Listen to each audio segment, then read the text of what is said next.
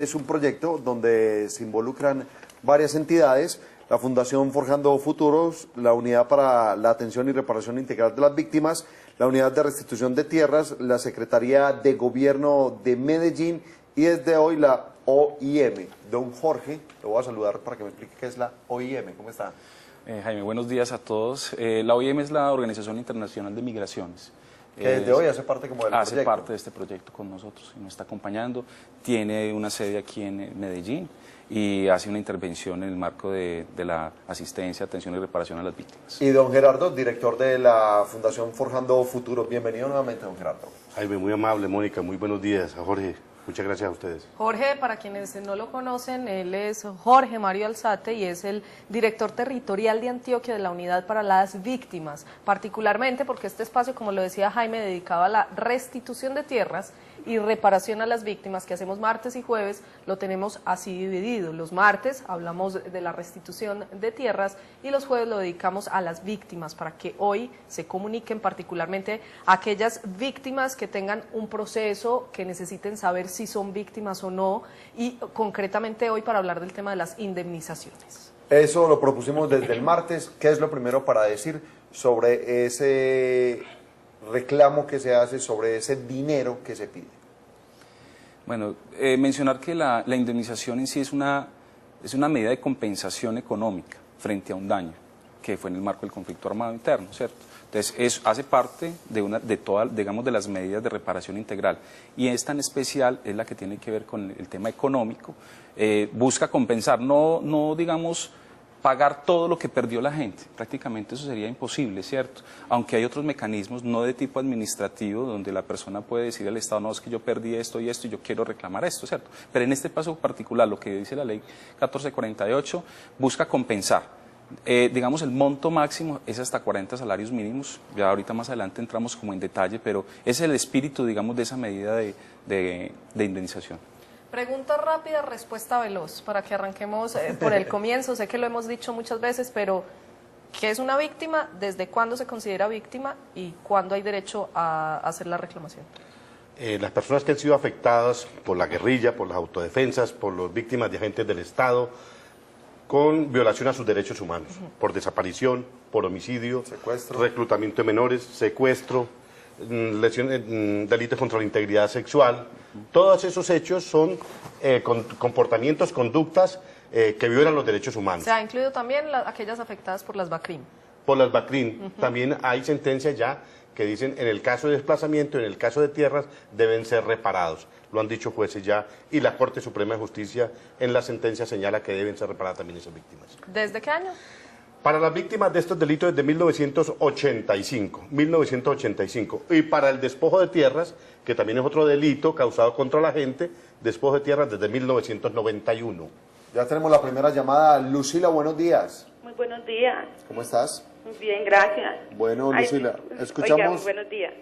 Buenos Disculpe, días. mire, lo que pasa es que la cuestión mía, yo desde el año pasado presenté declaración por parte de un hijo mío, era menor de edad, 16 años. En este momento yo hice las vueltas juntamente con mi mamá. Ella el año pasado también presentó por parte de un hijo de ella, o sea, un hermano mío. Ella ya en diciembre le reconocieron pues ya la ayuda, ¿cierto? Sí. Y esta es la hora pues que yo cada momentico pues estoy preguntando, averiguando sobre mi caso. Me dicen que me hace falta documentación. He hecho llegar por medio de correo electrónico la documentación, y esta es la hora que no sé nada. O sea, yo ya hice todo lo que debía hacer. Entonces yo quisiera saber qué pasa o qué más debo hacer. Muy bien, Lucila, no nos cuelgues todavía. Se presenta mucho la situación de que la gente no sabe si está inscrita o no. ¿Qué le podemos decir a Lucila? Bueno, buenos días, Lucila. Bueno, contarles a ti y a todos que en este momento aquí en el estudio tenemos un equipo de apoyo que miramos, verificamos en el sistema, y en el caso tuyo efectivamente hemos constatado que tú no has sido reconocida como víctima. Es decir, la declaración que tú presentaste entre la personería la valora la unidad y no se dio un concepto favorable. Pero digamos que eso no termina acá. Tú tienes la posibilidad de presentar un recurso de reposición. ¿Ante quién lo presenta? que vaya al Espere un mismo segundo. sitio. Ya ella metió todos sus papeles, no Sí. es que le falte ningún papel, No le falta simplemente ningún le papel. dijeron, un momentico, usted no es una Sí, víctima. o sea, ella tomó la declaración, se la tomó en el Ministerio Público, dio toda la versión de los hechos, pero para la unidad, digamos, no fueron suficientes o no hay suficiente información. Ya habría que mirar en detalle lo que diga la resolución, pero sí le podemos confirmar que no fue reconocida, pero que vaya a la personería, al mismo sitio donde tomó la declaración, para que sea, digamos, para que pueda hacer su recurso de reposición. ¿Sí? Básicamente la recomendación que le estamos haciendo. Vamos a, ya digamos, en estudio ya verificamos para que no cuelgue si ya tiene la resolución o no tiene la resolución. Si no tiene la resolución, le vamos a dar una cita para que la reclame en el centro de atención más cercano. Y ahí le dicen, ¿por qué? El por qué, Perfecto. básicamente el por qué. Bueno, y vamos a comenzar, don Gerardo, a hablar de esos montos. Hay uno máximo que es de 40 salarios mínimos. ¿Eso depende de qué? Bueno, quiero decir primero que las víctimas tienen derecho a la justicia, a la reparación, que puede ser económica, de los montos de los que vamos a hablar, y a la satisfacción, a que no se repitan los hechos además que lo afectaron. Pero en el caso de los montos, esto tiene su fundamento en que la mayoría de esas personas, cuando les desaparecen, secuestran, los desplazan, causa empobrecimiento en la gente también, empobrecimiento material. Es allí la explicación por la cual también hay que dar una compensación económica que está en dinero. 40 salarios mínimos, como lo ha dicho Jaime, en el caso de homicidio y en el caso de desaparición forzada. Nunca la vida de una persona se va a reparar, ni la desaparición de una persona. Sí, ni se puede Ni se asociar puede a un reparar, monto, pues. ni se puede asociar a un monto, ni Ni 5 una vale millones, más ni que 20. otra, sí. Pero también en Exactamente. secuestro son 40 salarios mínimos. En secuestro 40 salarios mínimos, en desplazamiento 17 salarios mínimos, y los otros delitos están compensados con 30 salarios mínimos, aproximadamente 17 millones de pesos. Otros delitos dentro de los que se incluyen. Incapacidad. Lesiones permanentes, reclutamiento de menores, Daño contra la integridad. daño contra la integridad de las personas. Bueno, aquí hay un listado de delitos, podríamos mirarlo: delitos contra la libertad e integridad sexual, reclutamiento ilegal de menores, lesiones que causaron incapacidad, lesiones que no causaron incapacidad, el secuestro, 40 millones de 40 salarios mínimos, el homicidio y la desaparición forzada. Son los montos que establece la ley. Solo se entregan una sola vez, ¿cierto? Una sola vez, y la reparación es para el núcleo familiar, es lo otro que hay que aclarar, no por cada una de las personas. Y el núcleo familiar en orden sucesoral. Primero el núcleo familiar básico. Si la persona Esposo, fallecida, esposa e hijos, Después padres. padres o hermanos. Ese es el orden sucesoral para la entrega. No sé si Jaime tiene algo más para puntualizar allí. Jorge, perdóname. Ingrid. Tenemos una llamadita. Ingrid, Sí, buenos días. buenos días. ¿Cómo está? Muy bien, adelante. Mira, es que para hacerle una pregunta, a mi padre lo mataron en el 2000 de abril. Y él a mí nunca me reconoció. Entonces yo lo que quiero saber cómo hago para indicar las vueltas. Muy bien, Ingrid. Sí, la duda inicial de ella es, no fue reconocida por su padre, pero ella quiere hacer las vueltas, sabe que asesinaron a su padre. Bueno, aquí, digamos, entramos pues en otro tema de, digamos, jurídico. Habría que primero, digamos, como de una forma u otra, acreditar que sí era tu padre. Es decir, habría que mirar, no sé si Gerardo... Pues, Un proceso de filiación natural, de filiación familiar. Exactamente. Hoy hay varias maneras de hacerlo, ¿cierto?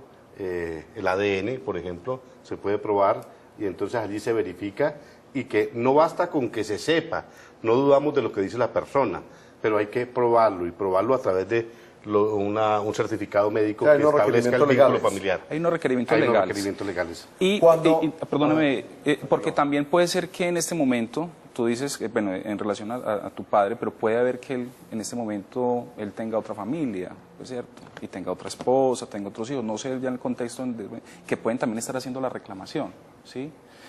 Y eso también es bueno saber. En caso tal de que tú logres, digamos, acreditar o decirlo así legalmente, que tú eres hija de él, ya tendrías el mismo derecho que los otros hijos, siempre y cuando pues puedas soportar eso al respecto, ¿cierto?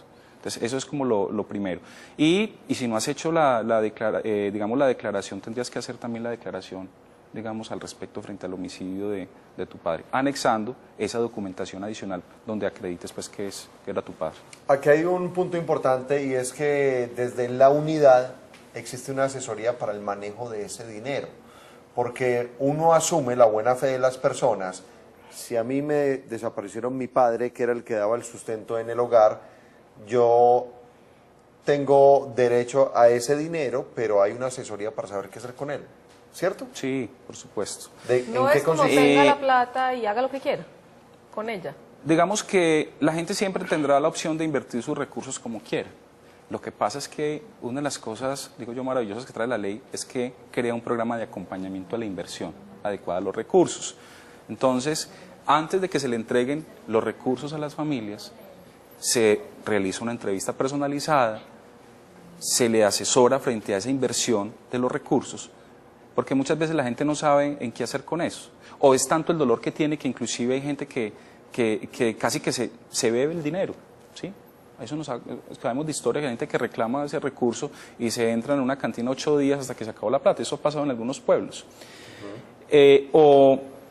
O no tienen, o otros familiares, al ver que reciben ese dinero, pues le hacen otro tipo de orientación, ¿cierto?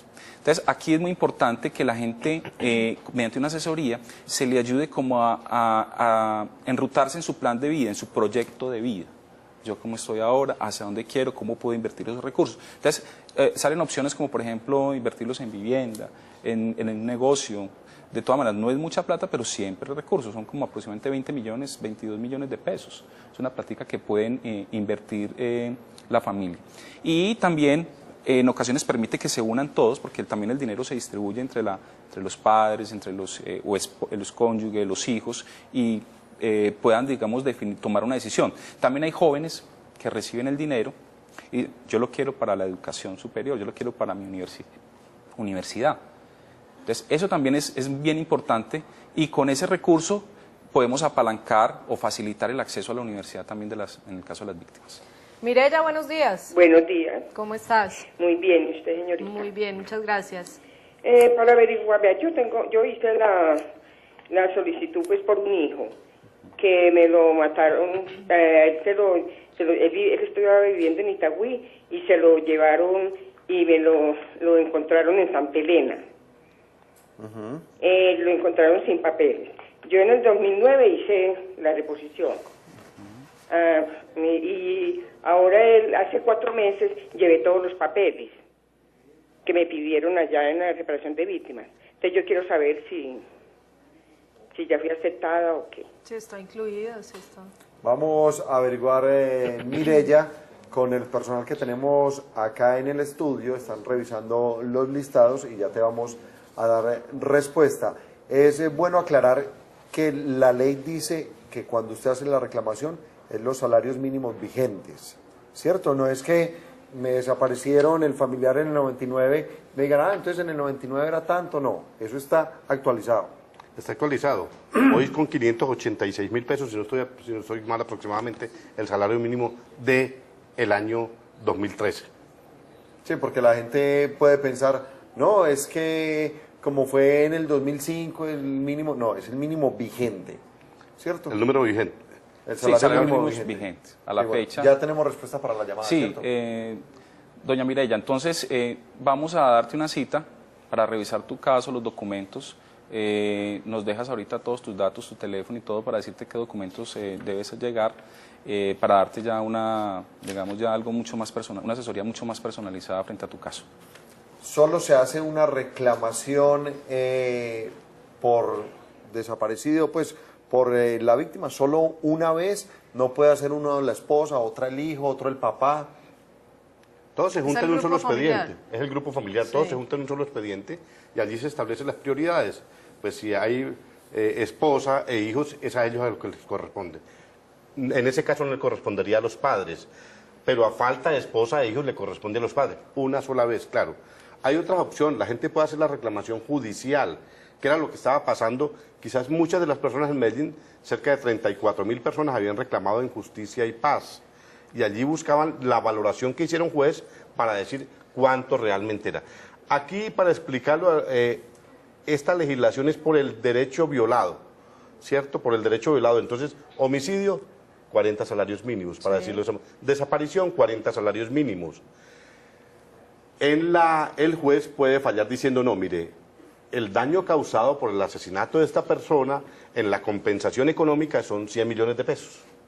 Lo que hace allí el juez entonces es descontar lo que se hizo por vía administrativa, lo que ya el gobierno dio. Si le dio 40 salarios mínimos a esa persona, pues el juez descuenta de esos 100 millones de pesos que él considera que es el monto económico por el cual se debe reparar el homicidio de una persona, descuenta esos 40 salarios mínimos. ¿Quién asume el resto?